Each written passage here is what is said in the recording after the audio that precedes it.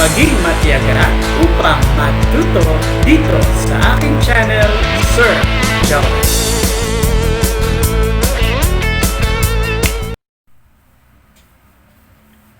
Our topic is about solving quadratic equations by factoring, specifically perfect square trinomial. Similar to difference of two squares, kung paano natin kinukuha ang square root of a term or terms, ganun din dito. We will get the square root of the first term so as the square root of the last term. And since it is a trinomial, we will now consider this form ax squared plus bx plus c equals 0, wherein ax squared is our first term and bx is the middle term while c is the third term. In here, it is said that the first term and the third term are both squares and positive. Well, nasabi ito kasi nga po our topic or target is to factor a perfect square trinomial na dapat daw yung first and third term, which is ax squared and c, are both squares and positive. And then another is the middle term doubles the product of the square roots of the first term and the third term. Meaning to say, pagkatapos nating makuha ang square root ng first term at saka square root ng third term, once multiplied the two, the first and the third, i-double natin or ito-times pa natin ng 2. At kapag lumabas yung middle term, then yun yung factors ng given trinomial. And of course, hindi lang siya ordinary trinomial, but a perfect square trinomial.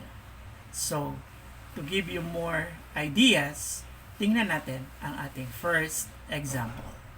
Example number 1.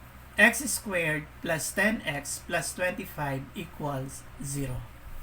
If you look at this example, the trinomial is in the form of ax squared plus bx plus c. Now, is this trinomial a perfect square trinomial? To check whether this trinomial is a perfect square trinomial, edi tingnan natin yung two conditions na sinabi natin a while ago. Our first condition is dapat daw yung first term and third term ay both perfect square. Tingnan nga natin yung first term. Well, our first term here is x squared. And this x squared came from the square of x. Tama? Kasi x times x is x squared. Okay? Meaning, ang first term ay perfect square. Okay? Next, last term, 25. 25 came from the square of 5. Kasi 5 squared is 25. Meaning, our last term is also a perfect square. Namit natin yung first condition, that first and third term are what? Both squares. Tama? Now, ano yung next condition? Dapat daw, once multiplied the square root of the first term and the third term by doubling it or by multiplying it by 2, lalabas yung middle term. Paano yun? What is x times 5? So, the answer is 5x. 5x, once doubled, or 5x times 2, the answer is 10x. Ibig sabihin, lumabas yung 10x. Therefore, x squared here plus 10x plus 25 is a perfect square trinomial. And being a perfect square trinomial, ano ngayon ang kanyang factors? Meron na tayong x, meron na tayong 5. To completely factor this trinomial, edi tingnan natin yung sign of the middle term. Look at the sign of the middle term. Diba? Plus. So, ibig sabihin, between x and 5, write or copy that sign plus. So, meron ka na ngayong x plus 5. And since this is a perfect square trinomial, simple lang. Put the open and close parentheses. Then, write squared. Then, equate it with 0. If you notice, ano na ngayon ang ating problem? It is the quantity of x plus 5 squared equals 0. Again, take note, x plus 5, quantity squared or quantity x plus 5 squared are factors of the trinomial x squared plus 10x plus 25. And since nakuha na natin ang factors, pwede na natin isolve ang value or values of x. So, paano? Copy x plus 5 equals 0 once. Though, ang ibig sabihin ng x plus 5 quantity squared or quantity x plus 5 squared ay x plus 5 times x plus 5. So, dahil pareho lang naman, pwede na natin i-solve as 1. X plus 5 equals 0. Now, to continue, to remove 5 on the left-hand side, since it is positive, edi yung opposite niya, negative. Meaning, apply subtraction property of equality. So, it is now x plus 5 minus 5 equals 0 minus 5. And then from here, it is now x equals negative 5. So, ang value pala ng x from x plus 5 equals 0 ay negative 5. And then kanina, sabi natin, x plus 5 quantity squared or quantity x plus 5 squared ay dalawang beses na ginamit. Therefore, we can conclude that x equals negative 5 here or negative 5 being the value of x ay magiging double root. Ibig sabihin, ang roots natin ay negative 5, negative 5. Ayos? Ayos. Okay? Example number 2. X squared minus 18x plus 81 equals 0. Again, it is written in the form of ax squared plus bx plus c equals 0. In this example, a is 1, b is negative 18, and c is positive 81. Again, to check whether this is a trinomial or a perfect square trinomial, tingnan natin yung two conditions. First, dapat yung first and third term dapat ay perfect square. So, x squared is a perfect square of what term? X. Kasi nga, x times x, x squared. Okay? While 81 came from the square of what? 9. Uy, very good. So, kasi nga, ang 9 squared, 81. Or square root of 81, the answer is 9. Okay? So, nakuha na natin ang square root ng first and third term. Yung second condition, tingnan nga natin, get the product of x and 9. The product is 9x. Okay, edi nakuha na natin yung product. So, yun daw product, once doubled, or kapag i-multiply sa 2, dapat gitna ang lalabas.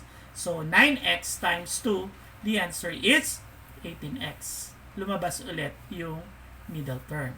Now, between x and 9, ano ngayon ang ilalagay nating sign? If you look at the given, it is minus. Diba? Yung nasa gitna, yung b. Okay? Therefore, copy the sign and then put the parenthesis and then squared equals 0. Okay? So, x minus 9 quantity squared or quantity x minus 9 squared are factors of the trinomial x squared minus 18x plus 81.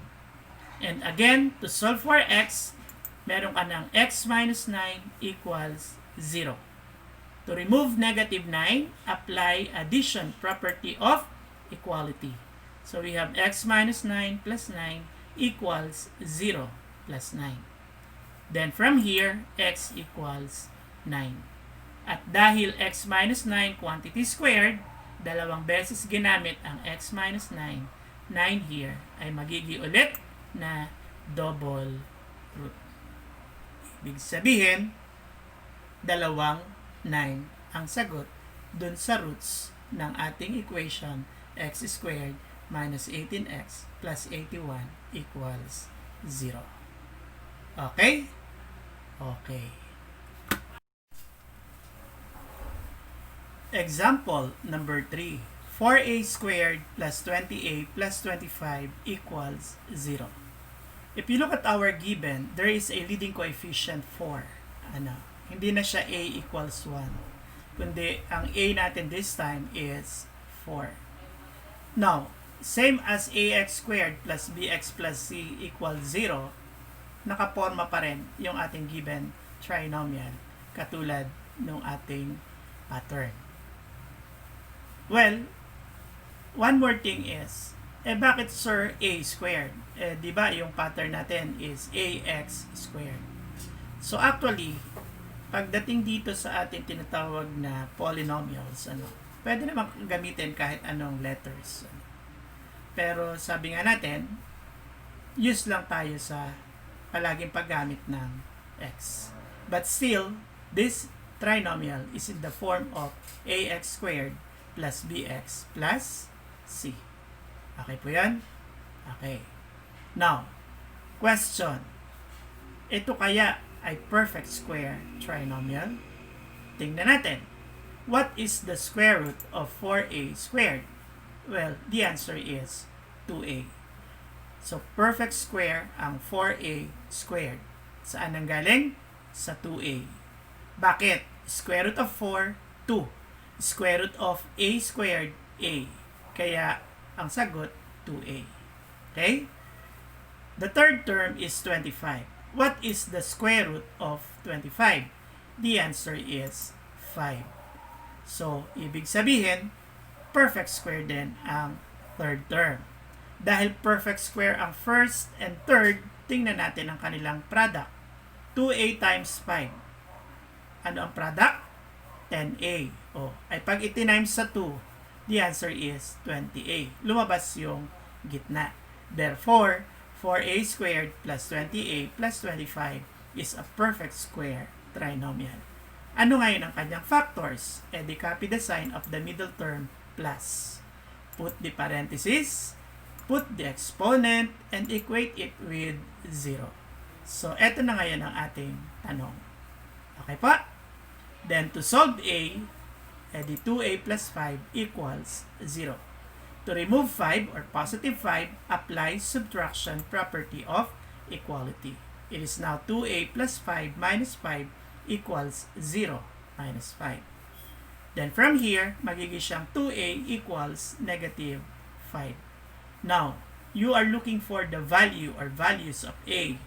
Nagkataon, there is a coefficient 2. To remove that coefficient, anong gagawin? Yun. Apply division property of equality. Saan i-divide? Siyempre pa sa 2. Kasi nga, ang kalapit ng a ay 2. Ang coefficient ng a ay 2. And then from here, a equals negative 5 over 2. Yun ang value ng a. At dahil twice natin ginamit ang 2a plus 5 as factors, edi yung negative 5 over 2 ay double roots or double root. Okay po? So, ayos. Ayos. Last example, example number 4, 25n squared minus 10n plus 1 equals 0. Same as example number 3, instead of x, ginamit ko naman dito ay n. Sa number 3, a. Para na sa ganun, maging use kayo na hindi palaging si x ang ginagamit. Aray, x daw ang ginagamit. Sana hindi yun nasa isip ngayon. Well, let us continue. I-check natin kung ito ba ay perfect square trinomial. So, what is the square root of 25n squared? The answer is 5n. What is the square root of 1? The answer is 1. What is 5n times 1? The answer is 5n. Once doubled, it is 10n. Uy, pasok ulit. Ibig sabihin, 25n squared minus 10n plus 1 is a perfect square trinomial. Okay? So, paano ang factors? Copy the sign of the middle term, lagyan ng parenthesis, square, and then equal to 0. Okay po? So, pag kinuha natin ano ngayon ang factors? Ay di 5n minus 1 quantity squared or Square, let's say, quantity 5n minus 1 squared equals 0. Solve for n, edi 5n minus 1 equals 0. To remove negative 1, apply addition property of equality. Then 5n equals 1. To remove coefficient 5, apply division property of equality. Divide your equation by 5. And then n here equals 1 over 5. At katulad ng mga previous samples, magkakaroon ulit tayo ng tinatawag na double root or double roots. Ayos? Ayos. Muli po, maraming salamat sa inyong matiyagang pakikinig upang matuto dito sa aking channel, Sir Joel. But please do not forget to click like, share, subscribe, and hit the bell button for more notifications. Thank you, thank you!